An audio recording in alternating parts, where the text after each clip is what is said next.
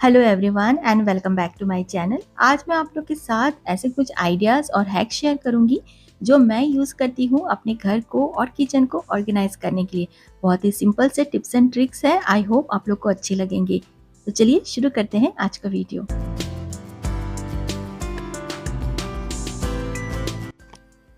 Tip number 1 है हमारी kitchen में जो छोटे छोटी चीज़ें होती है उनको ऑर्गेनाइज करने के लिए। तो मैं कैसे ऑर्गेनाइज करती हूँ, मैंने यूज़ किया है कुछ बास्केट्स और कुछ मेरे पास पुराने जार्स थे तो उनको मैंने लेबल कर दिया है। और मैंने कुछ कंटेनर्स जैसे कि हमारे पास टीन के कंटेनर्स होते हैं वो सब है मेरे पास। ये एक बास्केट में यूज़ करती हूँ। इसमें कुछ मैंने बैटरीज और लेबलिंग के लिए जो भी यूज़ होता है वो मैंने यहाँ पे रखा है। कुछ कैंडल्स है जबकि ज़रूरत पड़े तो हैंडी मुझे मिल जाए। और एक मैंने टीन का कंटेनर रखा है और यहाँ पे मेरे कुछ सेलो टेप्स हैं। अगर आपके पास ऐसा कोई स्पाइस बॉक्स हो ना जो आप यूज़ नहीं करते हैं तो उसको भी आप अपने घर के निकनैक को ऑर्गेनाइज करने के लिए यूज़ कर सकते हैं। उसके बाद ये जो नीला वाला बास्केट है वो थोड़ा सा बड़ा बास्केट है तो इसमें सारे मेरे जार्स और वो सारे बास्केट्स वगैरह आ गए हैं जिनको मैंने यूज़ किया है हुक्स रखने के लिए, एस हुक्स, एडेसिव हुक्स, कुछ क्लिप्स। ये सारे चीज़ें मेरी इन सब में ऑर्गेनाइज रहते हैं। तो ऐसा होता है ना कि सब कुछ मुझे अगर हुक्स वगैरह की ज़रूरत पड़ती तो मेरे को पता है कि ये इसी बास्केट में मेरे को मिल जाएंगे। और मैं अपने कन्वीनियंट के लिए मैंने क्या किया है, हर एक जार में और हर एक कंटेनर जो मैं यूज़ करती हूँ उसको मैंने लेबल कर दिया है so that at the time of मुझे जब भी ज़रूरत पड़े तो मुझे ढूंढना ना पड़े कि कौन से कंटेनर में क्या रखा हुआ है। तो इस तरह से लेबलिंग कर देने से काम ईजी हो जाता है और टाइम भी बहुत सारा बच जाता है। किचन में और हमारे पास जो होते हैं बहुत सारे वो होते हैं हमारे किचन टॉवल्स। तो देखिए सबका अपना अपना कन्वीनियंट के हिसाब से सब अपना अपना ऑर्गेनाइज करते हैं किचन टॉवल्स को। मैं क्या करती हूँ कि जो मेरे पास लीड वाला कंटेनर है उसमें मैं अपने हैंड वॉश के जो टॉवल्स होते हैं और यूटेंसिल्स पोंछने के टॉवल्स होते हैं उसको मैं लीड वाले कंटेनर में रखती हूँ। और ये एक मेरे पास है जिसको मैंने अपने बकेट से डीआईवाई किया था, उसको कवर किया। और यहाँ पे मेरे पूरे डस्टिंग के कपड़े रहते हैं और किचन के काउंटर टॉप पोंछने के लिए यहाँ पे मैंने टॉवल्स रखा हुआ है। तो इस तरह से अलग-अलग सबको सेग्रीगेट करके रखने से हमें पता होता है कि हमें कौन-सा वाला कंटेनर को खोलना है। तो इस तरह से ये वाला शेल्फ मेरे सब कुछ इस तरह से ऑर्गेनाइज़ किया है, कुछ जार्स, कुछ कंटेनर्स को यूज़ करके। अगर आप हैज़ल फ्री कुकिंग चाहते हैं तो ओडी इको बेक के प्रोडक्ट आपके लिए बहुत यूज़फुल होंगे। ये ओडी इको बेक का बेस पेपर है। इसे आप माइक्रोवेव में, रेगुलर ओवन में, इवन आप इसे गैस स्टोव में भी यूज़ कर सकते हैं कुकिंग के लिए, बेकिंग के लिए। और इसका आप पाइपिंग बैग बना के केक पे आइसिंग भी कर सकते हैं। ओडी इको बेक के प्रोडक्ट आपको अमेज़ॉन में और फ्लिपकार्ट में मिल जाएंगे, चाहे तो आप जाके चेक कर सकते हैं। ओडी इको बेक बेस पेपर का लिंक आपको वीडियो डिस्क्रिप्शन में मिल जाएगा। टिप नंबर 2 है जो मेरा, वो भी किचन से रिलेटेड है और वो है हमारा स्पून को ऑर्गेनाइज करने के लिए। बहुत सारे स्पून्स होते हैं हमारी किचन में, छोटे बड़े और उससे भी छोटे। कुछ हम कुकिंग के लिए यूज़ करते हैं, कुछ सर्विंग के लिए यूज़ करते हैं।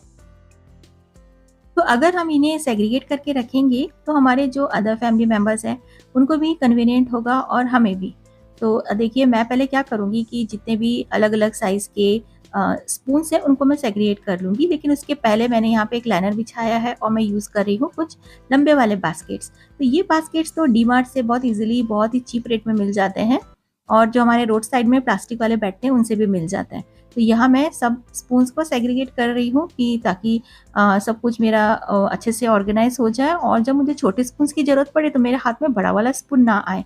सबसे जो छोटे स्पून्स होते हैं उनको मैंने एक कप को यूज़ करके रखा हुआ है।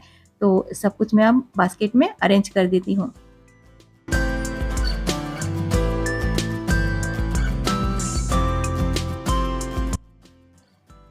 इस तरह से सारे स्पून्स अगर सेग्रीगेट रहेंगे तो टाइम और हमारा जो एनर्जी है वो सब कुछ हम बचा पाएंगे।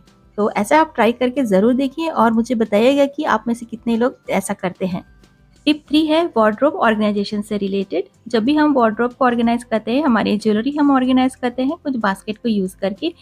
मैं भी ऐसी करती थी लेकिन बास्केट काफ़ी स्पेस ले लेते हैं। तो इन बास्केट की जगह मैंने लिया है एक कंपार्टमेंट वाला बॉक्स। तो इसमें कई सारे कंपार्टमेंट बने हुए हैं तो सारी ज्वेलरी मेरी इसमें बहुत अच्छे से ऑर्गेनाइज हो जाती है। और ये ट्रांसपेरेंट भी है तो सब कुछ अच्छे से विजिबल भी होता है। और हर कंपार्टमेंट में अलग-अलग ज्वेलरी रहेगी, तो ढूँढना आसान और उसको यूज़ करना आसान, और ये ख़राब भी नहीं होंगी।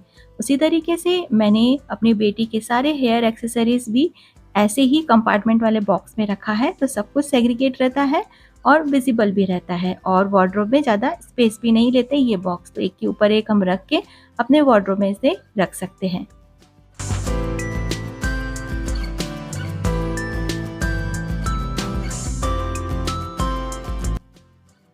टिप नंबर 4 है सॉक्स ऑर्गेनाइजेशन से रिलेटेड। तो हम अपने वार्डरोब का कोई भी एक ड्रॉअर लेते हैं और ऐसे हम अपने सॉक्स को ऑर्गेनाइज कर लेते हैं, लेकिन जब हम एक निकालते हैं तो सब कुछ खराब हो जाता है। तो मैंने लिया है ये वाला ऑर्गेनाइज़र, इसमें ऑलरेडी डिवाइडर्स बने हुए हैं। अगर आपके पास ऐसा ऑर्गेनाइज़र नहीं है, तो मैंने लास्ट वीडियो में आप लोग के साथ शेयर किया था, कुछ बास्केट को यूज़ करके मैंने बास्केट में डिवाइडर्स को बनाया था और अपने सॉक्स को ऑर्गेनाइज किया था। तो आप वैसा नहीं करना चाहते हैं तो रेडीमेड ये वाला आप ऑर्गेनाइजर्स को ले सकते हैं। जो टिप नंबर 5 है वो भी वार्डरोब से रिलेटेड ही है। वो है हमारे कुर्ते और हमारे जो लेगिंग्स वगैरह होते हैं उनको ऑर्गेनाइज करने के लिए। तो मैंने ये बास्केट लिया हुआ है, काफ़ी बड़ा बास्केट है। तो यहाँ मैंने बाहर पहनने वाले सारे मेरे जो सेट होते हैं कुर्ते के, वो सब मैंने यहाँ पे रखे हुए हैं। सिंगल कुर्ते भी है। अगर आप इसी तरह ऑर्गेनाइज करते हैं तो जो भी आपका जो कुर्ते का सेट है उसको आप एक ही जगह में रखिए, तो कम स्पेस लगेगा और ऐसे बड़े बास्केट को आप यूज़ कर सकते हैं। और अलग-अलग रखिए, घर में पहनने वाले अलग और बाहर पहनने वाले अलग। टिप नंबर 6 है ये मेरे पास कंपार्टमेंट वाला एक ऑर्गेनाइज़र है। इसमें बहुत छोटे-छोटे से ड्रॉर्स बने हुए हैं। ये हम यूज़ कर सकते हैं हमारे क्लिप्स, पिन्स, रबर बैंड्स को रखने के लिए अपने वार्डरोब के अंदर। तो सब कुछ अच्छे से सेग्रीगेट रहता है और जब ज़रूरत पड़ती है वो हमें मिल भी जाता है। ये जो नेकलेस देख रहे हैं ये मेरा टूट गया है, इसलिए मैंने इसे यहाँ पे रखा हुआ है। और देखिए इस तरह से हर एक कंपार्टमेंट में, हर एक ड्रॉअर में यहाँ मैंने कुछ क्लिप्स को रखा है।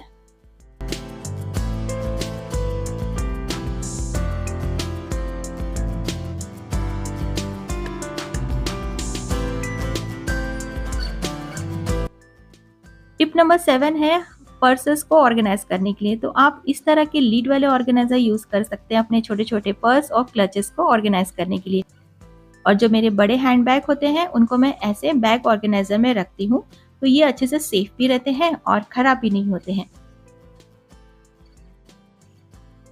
टिप नंबर 8 में भी मैंने बड़े वाले जो चेस्ट ड्रॉअर होते हैं उनको यूज़ किया है सारे बुक्स और नोटबुक्स को ऑर्गेनाइज करने के लिए। और जो एक्स्ट्रा हमारे पास बच्चों की क्राफ्ट के मटेरियल्स होते हैं, टेस्ट कॉपीज़ रहती है, उन सबको मैंने ये वाले ड्रॉर्स में रखा है और सब ड्रॉर्स में मैंने लेबलिंग कर दी है, ताकि जब भी मेरी बेटी को ज़रूरत पड़े तो उसे ढूँढना ना पड़े, वो लेबलिंग के हिसाब से वो अपनी चीज़ों को निकाल पाएँ। टिप नंबर 9 है, थोड़ा-सा बाथरूम ऑर्गेनाइजेशन में दिखाती हूँ कि किस तरह से मैं अपनी चीज़ों को रखती हूँ। तो यहाँ पे मैंने एक काँच का शेल्फ लगाया हुआ है, उसके ऊपर मैंने मैग्नम का एक बास्केट यूज़ किया है और बास्केट के अंदर मैंने कोम रखा है, कुछ टॉवल्स रखे हैं और कुछ एक्स्ट्रा सोप वगैरह रख के इस तरह से एक छोटे से बास्केट में ऑर्गेनाइज़ किया। ये जो विंडो आप देख रहे हो ये मेरी किचन विंडो है जो कि ओपन होती है यूटिलिटी एरिया में, तो मैं इसको यूटिलाइज़ करती हूँ। इसमें मैंने 2 ऑर्गेनाइज़र को हैंग किया है और ये दोनों ऑर्गेनाइज़र में ही मेरे दोनों मशीन यानी कि डिश वॉशर और वॉशिंग मशीन से रिलेटेड सारे डिटर्जेंट, पाउडर और लिक्विड्स रहते हैं। और साइड वाला जो वॉशिंग मशीन का साइड है उसको भी आप ज़रूर यूटिलाइज़ कीजिए। वहाँ पे आप अपने लॉन्ड्री बैग को हैंग कर सकते हैं, तो आप जितने भी कपड़े वहाँ पे डालिए और फिर वहीं से आप निकाल के आप वॉशिंग मशीन में रख सकते हैं। इस तरह से आपका टाइम भी बचता है और स्पेस भी काफ़ी हम सेव कर पाते हैं। तो आज के लिए बस इतना ही। आज की हैक्स एंड टिप्स आपको कैसे लगे कमेंट बॉक्स में बताइएगा। यूज़फुल लगे हैं, नया है मेरे चैनल पे तो please consider subscribing and keep watching my videos.